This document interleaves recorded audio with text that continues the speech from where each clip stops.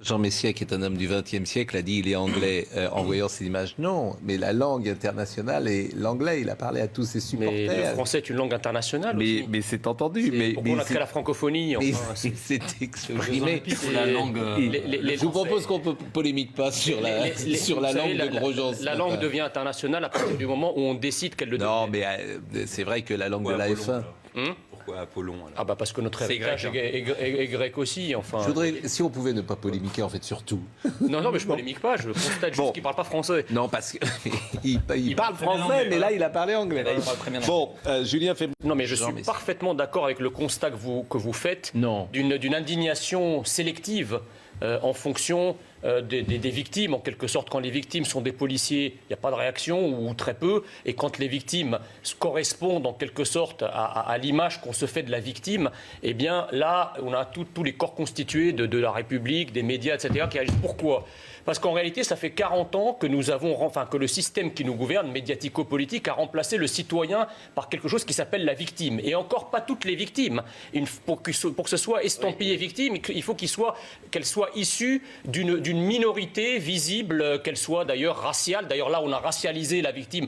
Vous avez Pascal Praud tout à l'heure introduit là en disant ils ont tabassé un noir. On racialise la victime, d'accord ? Et donc cette victime, elle est défendue uniquement que lorsqu'elle correspond à un certain corset idéologique. Et là, comme effectivement la réalité est en train d'exploser parce qu'on voit les violences dans les cités, on a vu tout ce que ça a donné cet été, et bien là, c'est comme si le système, à chaque fois qu'on a une victime qui correspond, qui est de plus en plus rare, mais qui correspond au cadre idéologique, tout le système se jette dessus pour dire regardez, en fait, Elisabeth Lévy. Le système médiatique politique est encore vivant, regardez, on la tient, la vache sacrée, regardez, le système n'est pas mort. Notre analyse est encore vraie puisque regardez, on a une victime qui correspond. C'est comme elles se font de plus en plus rares, eh bien le système agit de plus en plus brutalement pour les défendre. Mais on disait Jean Messia. Non, mais c'est-à-dire, vous avez dit historiquement le terme lynchage a été inventé pour les Noirs, peut-être. Oui. En tout cas, ce qui est sûr, c'est que historiquement, les écolos bobos se soumettent assez facilement aussi. Donc, on a deux histoires en quelque sorte parallèles. J'ajoute que l'instrumentalisation et l'amalgame qui est fait. On a une violence policière, on vous parle de violence policière au pluriel, comme si toute la police était dans la violence permanente. Systémique. Par contre, lorsque vous avez des violences commises par certaines immigrations contre les forces de l'ordre, là, vous vous gardez bien de dire des violences immigrées ou des violences musulmanes. Parce que là, vous stigmatisez. Donc, on a toujours le deux poids, deux mesures. Mais vous tombez dans le piège. Mais non, je ne tombe pas dans le piège. Mais attendez, tout le monde, on marque une pause. Vous êtes dans la même caricature que M. Bayou. C'est-à-dire que pendant ce temps-là, on va passer 10 minutes du débat, mais à regarder, à lire les tweets de Julien Bayou, dont tout le monde se fout. Non. Les Français... Attendez, je réponds à ce que vous dites. Pendant qu'on parle de ça, encore une fois, on ne parle pas, de la menace terroriste islamiste. Ça, c'est vrai. De la guerre sanitaire qu'on est en train de mener. Ça, c'est vrai. 3, des commerçants qui n'ont pas pu faire leur travail samedi. Ça arrive. La police doit être exemplaire, ce avec quoi je suis parfaitement d'accord. Mais la justice aussi doit être exemplaire. C'est-à-dire que quand on a quelqu'un, par exemple, comme ça s'est passé cet été, qui a tabassé un maire, et qui se présente devant le juge, et que le juge lui fait simplement un rappel à la loi et qu'il est aussitôt libéré, où est l'exemplarité ? Il faudrait vérifier ce que vous dites Non, précisément. on en a parlé sur ce plateau. Un maire tabassé après un rappel à la loi. Un rappel à la loi, vérifier l'information, on en a parlé sur ce plateau. Eh bien, moi, je vous dis, il a été frappé.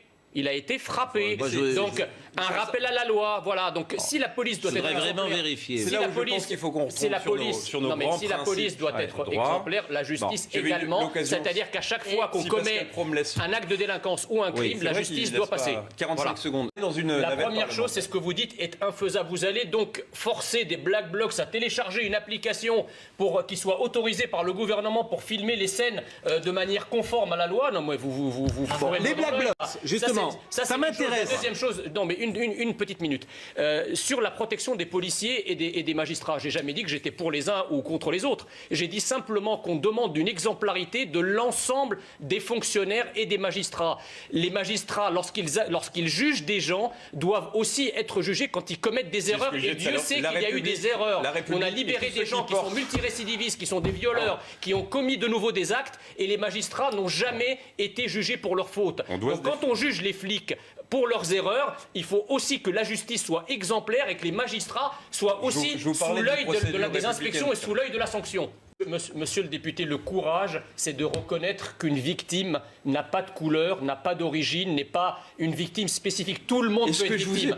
Le racisme anti-blanc existe, le racisme anti-noir existe. La victime, c'est quelque chose d'universel. C'est pas quelque chose, c'est pas des catégories.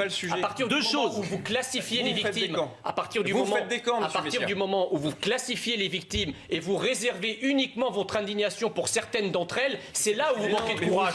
Vous opposez systématiquement les Français. Et moi, je vais avoir le courage de dénoncer M. Messia et ses anciens amis du Rassemblement national qui votaient jamais aucun texte sur la sécurité. Moi, j'ai la tête de la au Parlement européen, jamais. Qui n'ont jamais voté les budgets de la police. S'il vous plaît. Voilà. C'est juste une parenthèse. L'exemplarité ne doit pas être à géométrie variable. C'est-à-dire qu'il faut, encore une fois, qu'il y ait une exemplarité des magistrats, mais surtout, si on veut faire des exemples, si la justice entend faire des exemples à partir d'un certain nombre de présumés coupables, comme ces policiers, eh bien pourquoi on ne fait pas des exemples quand vous avez des commissariats qui sont attaqués ou quand les forces de l'ordre subissent des tirs de mortier ou sont caillassés, tirés dessus à la chevrotine, voire parfois au 9 mm? Pourquoi on n'attrape pas certains de ces voyous et que la justice fasse des exemples avec, comme ces policiers-là? Pourquoi c'est toujours deux poids, deux mesures? On a eu ce débat tout à l'heure. Non, pas sur les voyous. Si vous me demandez si je sais expliquer pourquoi il n'y a aucune sanction du Conseil supérieur de la magistrature sur les magistrats, je ne sais pas vous l'expliquer. Mais pas seulement. C'est une vraie question. Pas seulement. Pourquoi les voyous sont systématiquement libérés ou avec un simple rappel à la loi, voire du sursis? D'accord. Récemment, il y a eu une affaire. Ils ne sont pas systématiquement non plus quasi libérés. systématiquement, non, parce les que voyous ne sont pas systématiquement libérés en France, monsieur Messia. Attendez, le fait de faire un exemple de voyou, ça va être considéré comme de la stigmatisation et du racisme. Voilà la vérité.